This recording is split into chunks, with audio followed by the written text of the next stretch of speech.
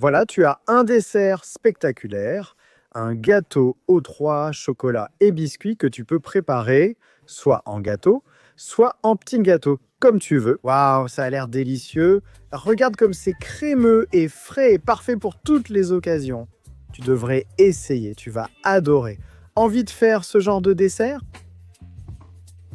Regarde comme ça a l'air délicieux. Eh bien, tu sais quoi faire, reste jusqu'à la fin. Je suis Viti. Voici la cuisine de la grand-mère avec une recette très simple. Première étape, la plus facile. Tapisse un moule d'environ 20 par 18 cm avec du papier sulfurisé. Premier ingrédient, 250 ml de lait, soit une tasse et un peu plus. Mets-la ici dans un bol, puis passe au deuxième ingrédient. Biscuits, un paquet de biscuits que tu vas tremper pour les humidifier. Fais attention, ne les laisse pas trop longtemps. On les trempe juste pour qu'elles ne se défassent pas et on les place dans le moule qu'on vient de préparer. Allez, une après l'autre, jusqu'à ce que toute la base de notre moule soit bien couverte. Ne t'inquiète pas, ce papier sulfurisé permettra un démoulage parfait. On l'a! J'ai mis un morceau dans le coin pour tout couvrir. On passe ça à une casserole, à une marmite. On ajoute 200 ml de crème liquide à feu moyen et on commence avec le premier chocolat noir. Je le casse en morceaux. Pour qu'il fonde beaucoup plus facilement, et je vous ai déjà dit ce que je vais faire. On fait fondre. Ça va nous prendre 20 secondes. Une fois le temps écoulé, ce sera comme ça, bien crémeux. Et qu'est-ce qu'on va faire? Eh bien, surprise, on va le verser sur nos biscuits.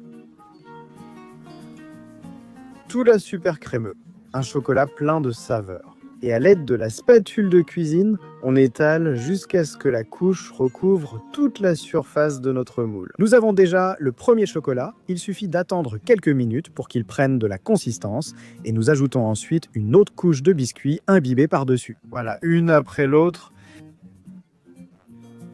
Cela donne une touche vraiment spéciale à notre gâteau de biscuits et chocolat.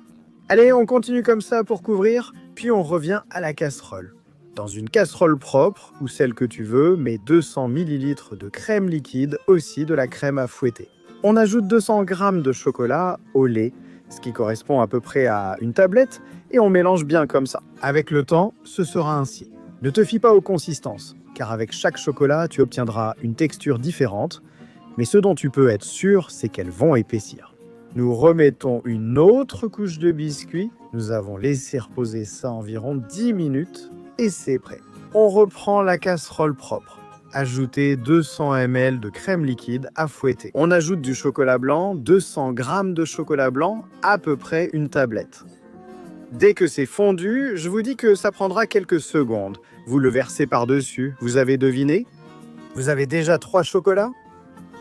Des biscuits trempés dans du lait, un vrai spectacle.